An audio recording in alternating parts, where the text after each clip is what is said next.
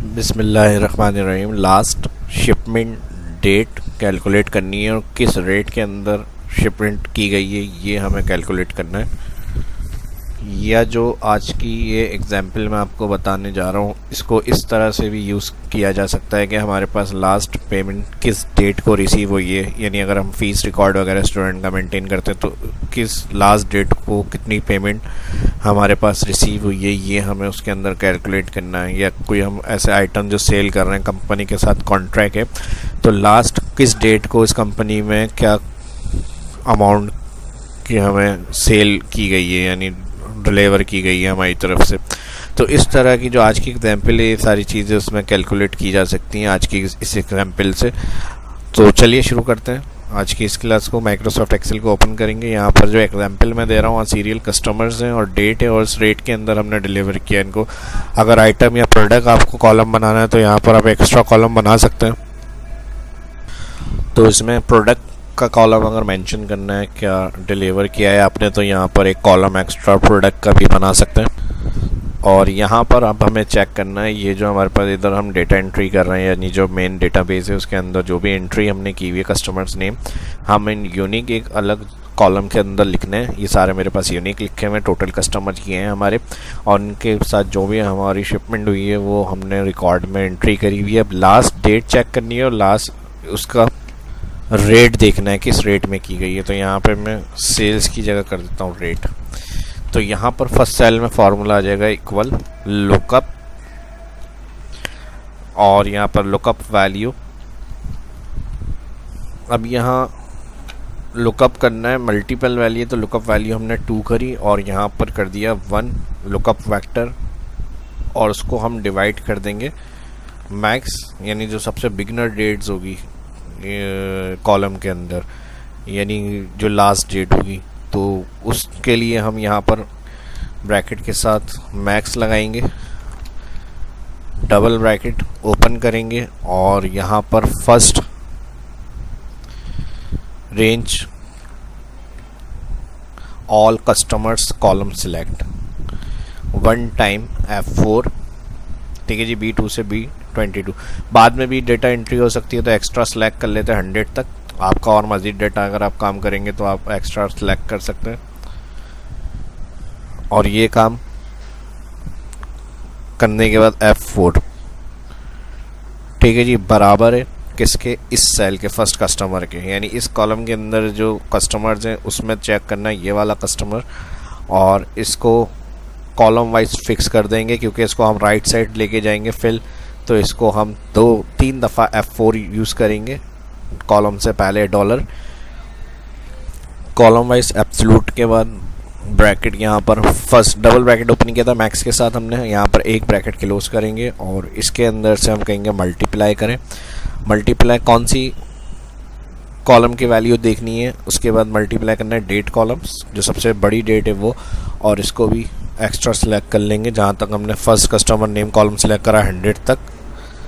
Selection 1 time F4 entire date column, जहाँ तक हमने फर्स्ट कस्टमर सेल को सिलेक्ट किया था वहाँ तक ही मल्टीप्लाई ब्रैकेट क्लोज के बाद ऑल जो है वो डेट सेल भी सिलेक्ट कर लिया, और यहाँ पर जो डबल ब्रैकेट मैक्स का ओपन करा था यहाँ तक मैक्स का काम हमारा कंप्लीट हो गया। इसका ब्रैकेट क्लोज कर देंगे और इसके बाद इक्वल, अगेन इक्वल के बाद सिलेक्ट करेंगे डेट कॉलम लुकअप वेक्टर के अंदर। ठीक है जी, ये जो हमने मैक्स लगाया है ये लुकअप वैल्यू के साथ हमने चेक करने के लिए फंक्शन यूज़ करा है, और फिर इक्वल के बाद यहाँ पर मैक्स क्लोज हुआ तो लुकअप वेक्टर में हम कह रहे हैं दोबारा से इस डेट को देखना है, ऑल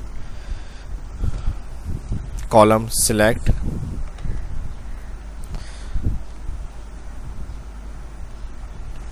ठीक है जी, 100 तक एक्स्ट्रा सिलेक्शन बना ली मैंने, और इसको 1 टाइम कर देंगे F4। यहाँ पर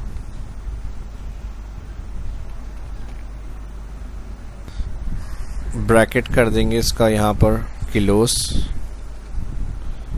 और फिर कॉमा लगाएंगे तो यहाँ पर लुकअप फैक्टर की जगह ये आ गया, और इसके बाद जो मैक्स के साथ हमने यूज़ किया था बोर्ड मास मेथड लुकअप फंक्शन में, यहाँ उसका ब्रैकेट के लिए उसके कॉमा, तो रिज़ल्ट वेक्टर पूछेगा। रिज़ल्ट वेक्टर के लिए अगेन यही डेट कॉलम जो आ रहा है ऑल सेलेक्ट करेंगे। अब जैसे हम 100 तक सेलेक्ट करना चाह रहे हैं तो आप बार बार अगर सिलेक्शन में प्रॉब्लम आ रही है शिफ्ट के साथ कॉलन, और यहाँ से जो ये सेल एड्रेस 2 बताएगा अगेन वही C2 से C2 सेल एड्रेस रेंज आ जाएगी। तो यहाँ से नेक्स्ट कहाँ तक देखना है, हमें 100 तक की वैल्यू देखनी है। और ये जो हमने यहाँ 2 दफ़ा इससे पहले सेलेक्ट करा है लुकअप वेक्टर के लिए और मैक्स के लिए, उधर हमने 1 टाइम F4 किया है, रो और कॉलम दोनों एब्सोल्यूट फिक्स किए हैं हमने। इसके बाद जो लास्ट हम रिजल्ट वेक्टर रख रहे हैं यहाँ पर हम इसको रो वाइज एब्सोल्यूट करेंगे। तो ऑल एंटायर वही तीसरी दफ़ा भी यानी हमने यही सिलेक्ट करा डेट कॉलम, और इसको हम 2 दफ़ा F4 कर देंगे रो वाइज फिक्स। इसको सेलेक्ट कर लेंगे इस तरह से, एक सेल में आ रहा हो दूसरे में नहीं आ रहा हो रेंज सेलेक्ट करने के बाद। तो फिर उसका तरीका ये होता है कि आप सेलेक्ट करें सेल और फिर उसके बाद F4 को यूज़ करें। अब देखें 1 टाइम किया हमने रो और कॉलम दोनों एब्सोल्यूट, और 2 दफ़ा करने से यहाँ पर आ जाएगा रो वाइज एब्सोल्यूट। बस ये काम इतना होगा। और यहाँ ब्रैकेट के लोज लुकअप का एंटर।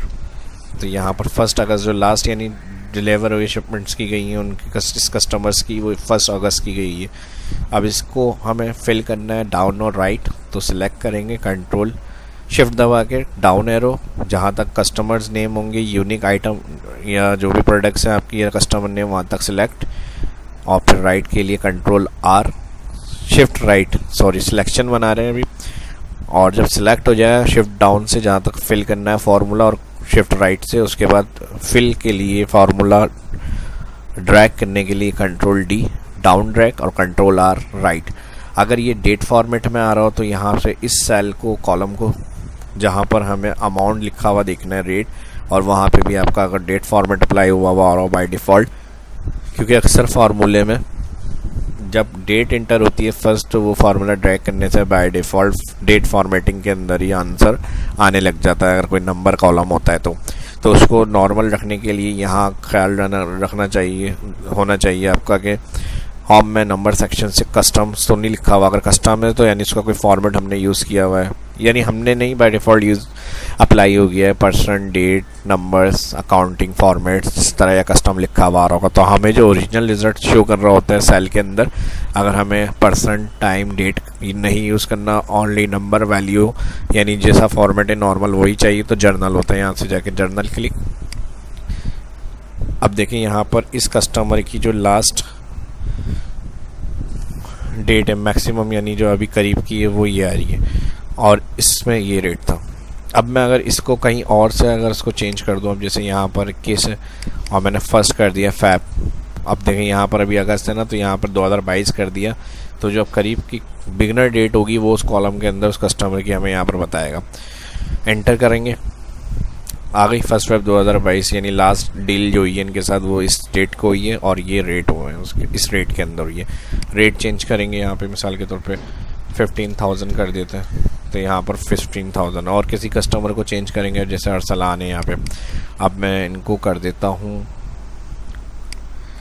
यहाँ पर 21।